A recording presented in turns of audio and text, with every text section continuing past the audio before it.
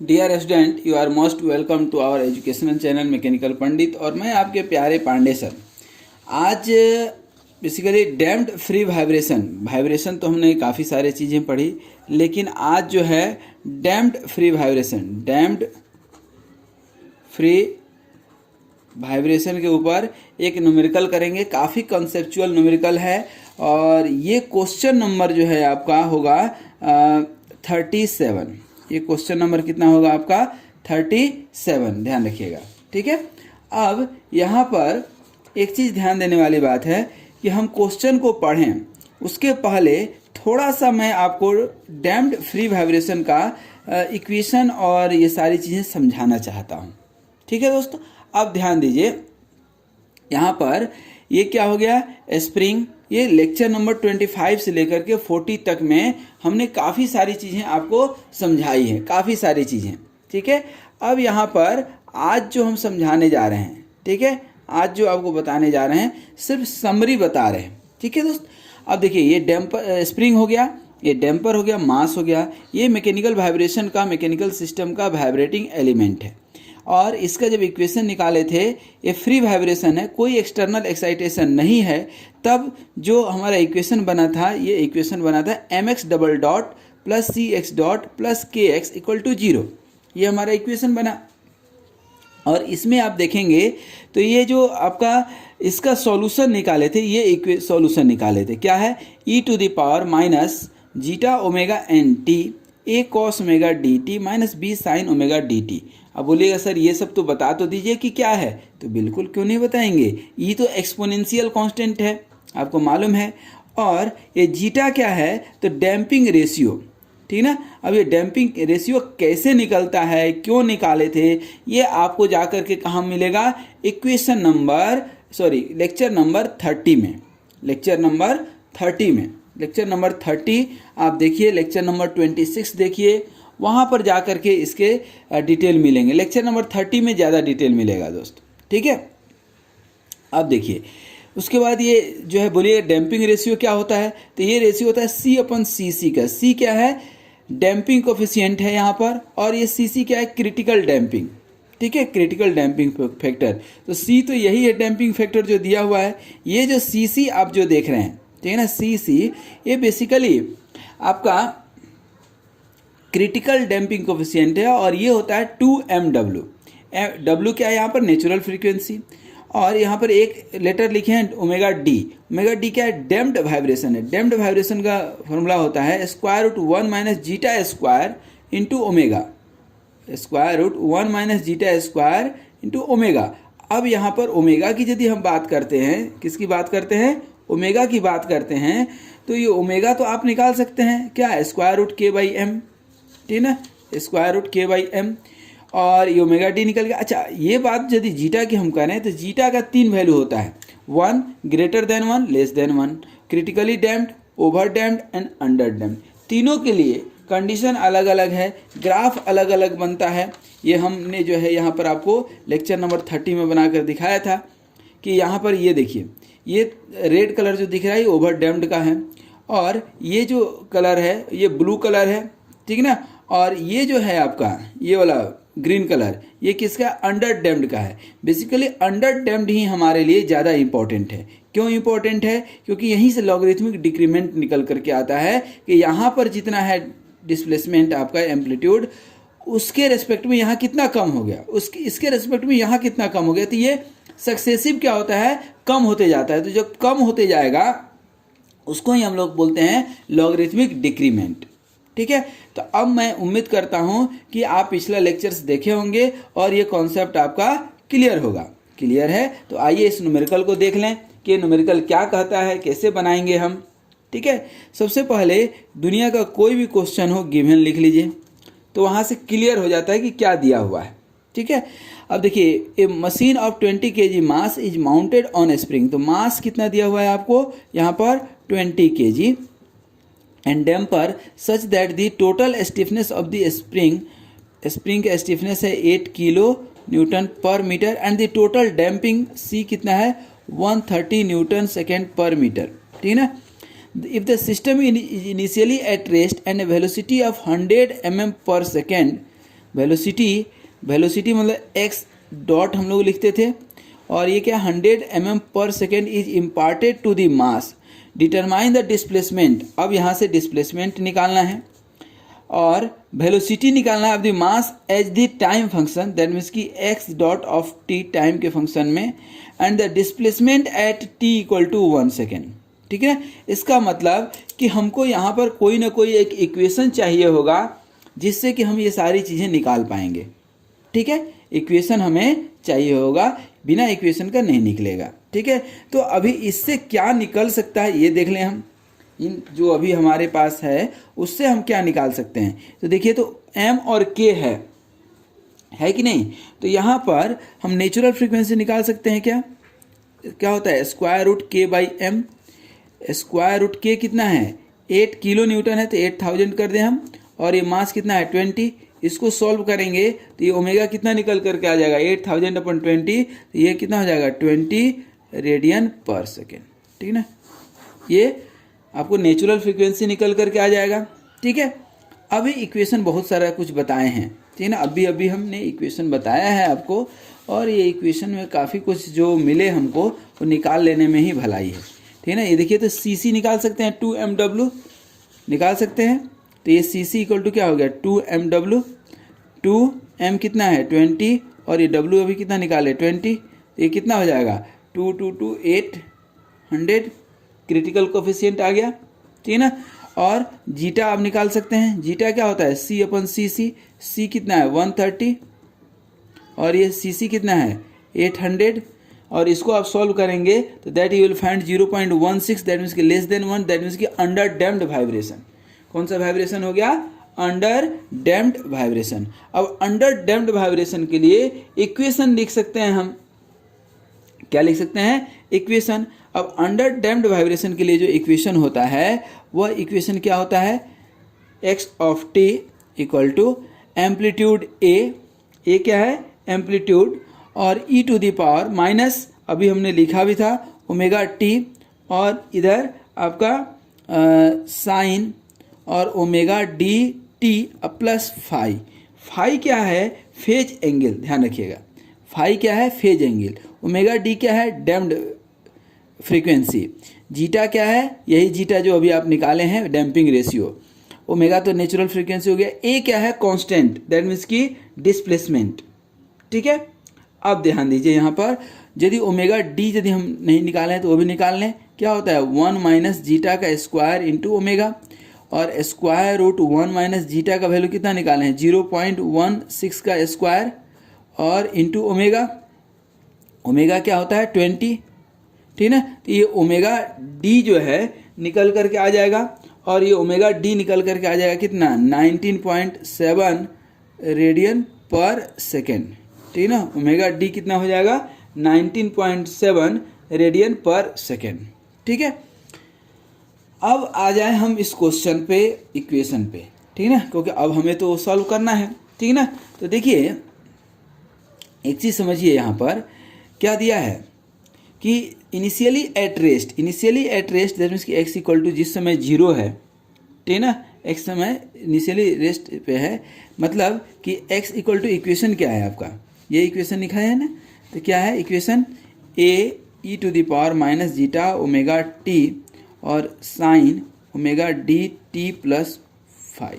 ठीक है ना, ध्यान दीजिए, तो यहाँ पर x क्या है इनिशियली 0 पे है a, और यहाँ पे t 0 आ जाएगा, यहाँ क्या हो जाएगा t 0, ठीक है ना, तो यहाँ पर t 0 हो गया तो ये 1 हो जाएगा, और ये साइन ओमेगा डी टी, यहाँ t 0 तो साइन 5, a क्या है 0 हो नहीं सकता है क्योंकि एम्पलीट्यूड है, तो 5 ही 0 होगा बेचारा, तो फेज एंगल यहाँ पर कितना हो गया आपका 0।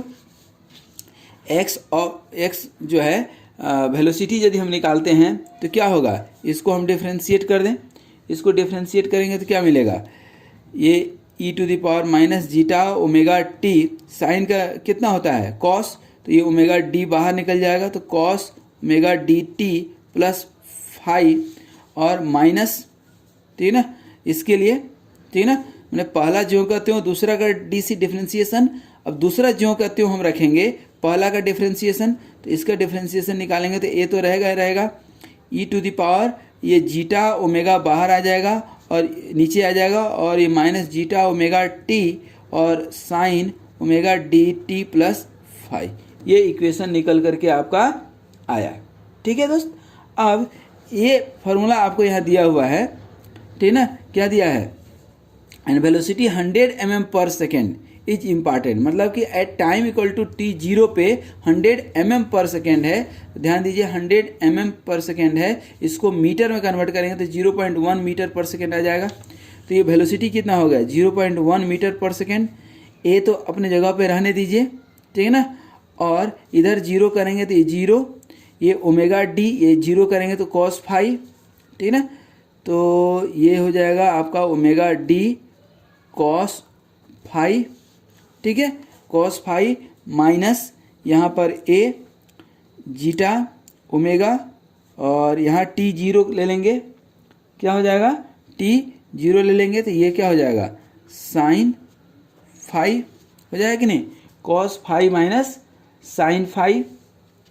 फाइव का वैल्यू जो है यहाँ पर ऑलरेडी आपको क्या मिल चुका है, जीरो मिल चुका है। तो फाइव जब जीरो रख देंगे तो ये तो पूरा टर्म जीरो हो जाएगा, तो बचेगा क्या 0.1 A omega, 0.1 equal to A omega D और कॉस जीरो, और इधर तो जीरो हो जाएगा।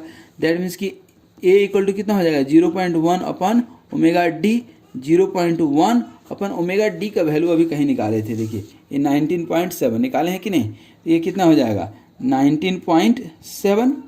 तो ये एम्पलीट्यूड ए की वैल्यू निकल करके आ गई आपकी 5.07, ठीक ना, ये 0.1 किस में था, मीटर में था, ओमेगा डी किस में निकाले हैं आप, मीटर में, तो ये मीटर में ही आएगा, मीटर कुछ ज़्यादा आ रहा है, इतना आएगा नहीं।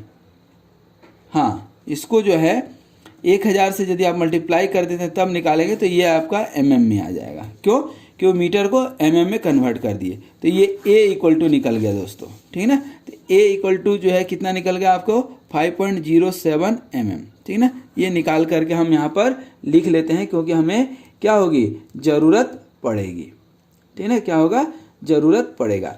अब जो है हम थोड़ा सा और आगे बढ़ें, ठीक है ना, क्या है इक्वेशन हमें सॉल्व करना है, तो ये जीटा ओमेगा की भी ज़रूरत पड़ेगी। जीटा ओमेगा यदि हम निकालना चाहें, जीटा इंटू ओमेगा, तो कितना हो जाएगा, जीटा का वैल्यू आपको मालूम है, क्या निकाले हैं 0.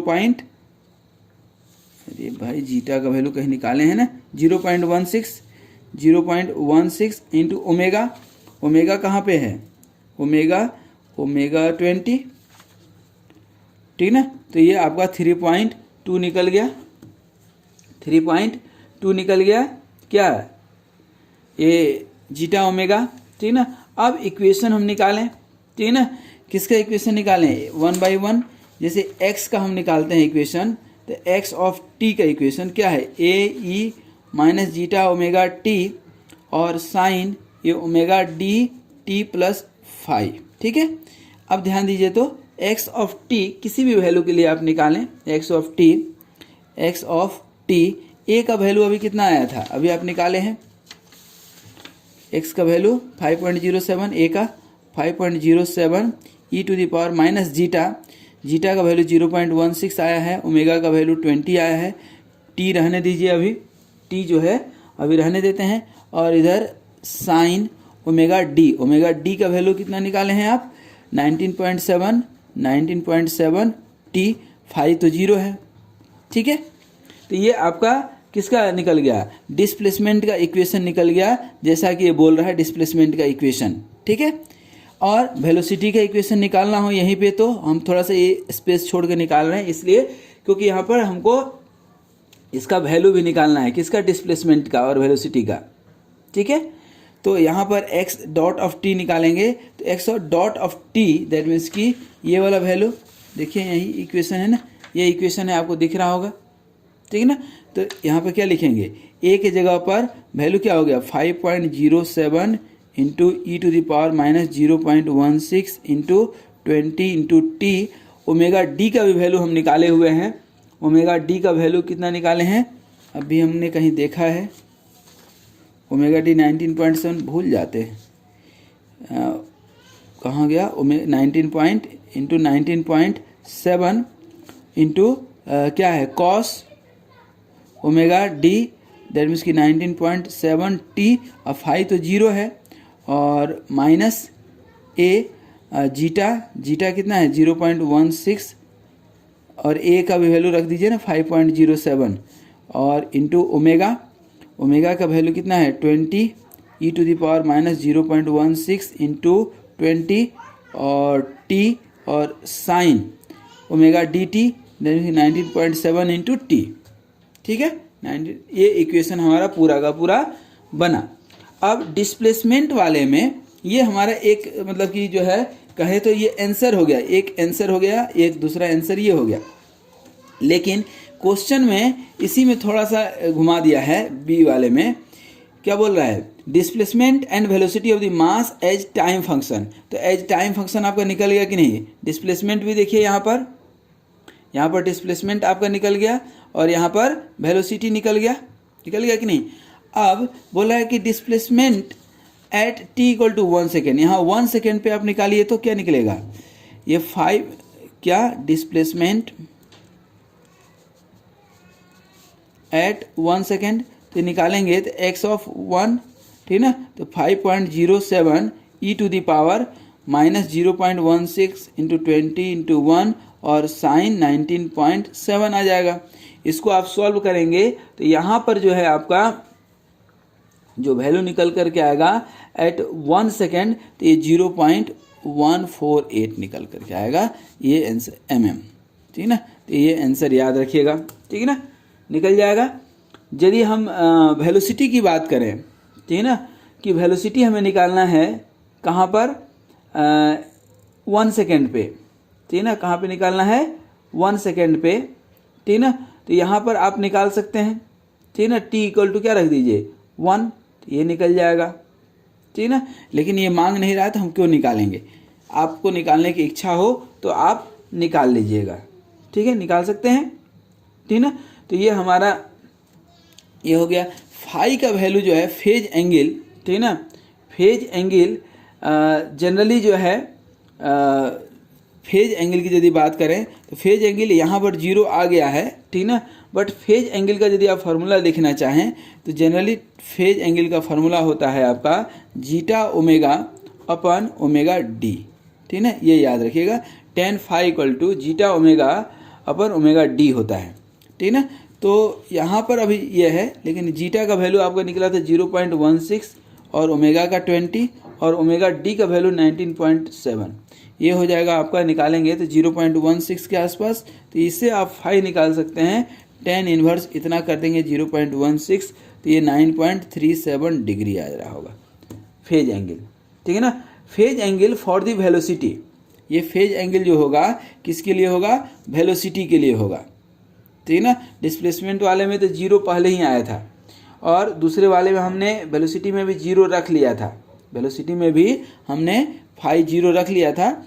लेकिन यदि आप 0 नहीं रखते हैं, चूंकि 9 डिग्री है तो ज़्यादा नहीं है, लेकिन निकालना चाहें तो ये फार्मूला होता है, इसको याद रखिएगा, ठीक है ना, किसको, इसको याद रखिएगा tan phi, ठीक है। इसको हम यहाँ भी लिख करके रख लेते हैं कि tan phi equal to zeta omega upon omega D, ठीक है, याद रखिएगा, ठीक है। तो ये हमारा इक्वेशन था, और अब मैं उम्मीद करता हूँ कि जो है ये क्वेश्चन आपसे बन जाएगा इस तरह का क्वेश्चन। और ये क्वेश्चन बहुत टफ तो नहीं था, बट आप ये बोल सकते हैं कि सारे फार्मूला का एप्लीकेशन था, ठीक है ना, हर तरह का फार्मूला का इसमें एप्लीकेशन है। तो आज यहीं तक, फिर हम लोग किसी नए न्यूमेरिकल में नए कॉन्सेप्ट के साथ, नए उत्साह के साथ, नए ऊर्जा के साथ मिलेंगे। आज यहीं तक, तब तक के लिए धन्यवाद और बहुत बहुत शुभकामनाएं। आप स्वस्थ रहें, मस्त रहें और हमेशा मुस्कुराते रहें, और इस तरह के क्वेश्चन को आपको प्रैक्टिस करते रहें, ठीक है। धन्यवाद बेटा।